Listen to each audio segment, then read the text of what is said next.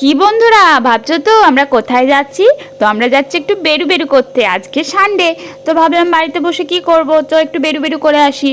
তো এখানে দিল্লিতে একটা সৃজনী নগর বলে আছে, ওখানে মার্কেট বসে। তো আমরা সেখানেই যাচ্ছি। আর বন্ধুরা একটা কথা বলি, এই যে গাড়ির মধ্যে বসেছি না, গাড়িতে না আমার আবার বমি হয়। তো সব সময় হয় না, মাঝে মাঝে মানে গাটা কেমন করে, আমার ভালো লাগে না একদম গাড়িতে উঠতে। গরিব মানুষ কি করব বলো, টোটো বা বাইক এগুলোই ভালো লাগে। গাড়িতে ওঠা অভ্যাস নেই, তো ওই জন্য হয়। আর এই যে চলেও এসেছি, দেখো নেমে পড়েছি।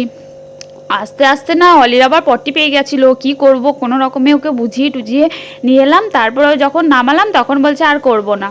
তো এই তোকে এসেই বায়না করে দিয়েছে, এখানে না মেলার মতো পুরো ভীষণ ভিড় হয়। এসেছি তো সানডের দিন এসেছি, তো সেদিন তো আরও ভিড়, বাপরে প্রচুর ভিড়। তো হেসেই মাম্মাম বায়না করছে এটা নেবো ওটা নেবো। এসে এই যে একটা বেলুন পেয়ে গেল, 2 মিনিট রাখেনি বেলুনটা বন্ধুরা, খানিকক্ষণের মধ্যে ফাটিয়ে দিল। দাম নিল 30 টাকা এই বেলুনটা।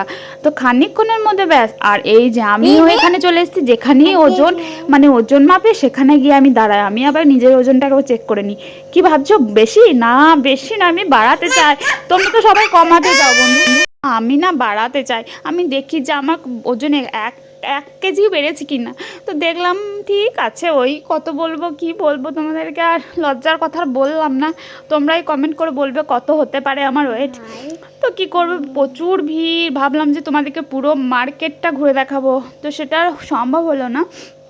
প্রচুর ভিড় ছিল। আর যে পুতুলগুলো দেখে এত লোভ লাগে না সত্যি, কোনটা ছেড়ে কোনটা নেবো। কিন্তু এখানে কি বলো তো, যা নেবো সব বয়ে বয়ে বাড়ি নিয়ে যেতে হবে, ওটাই একটা প্রবলেম।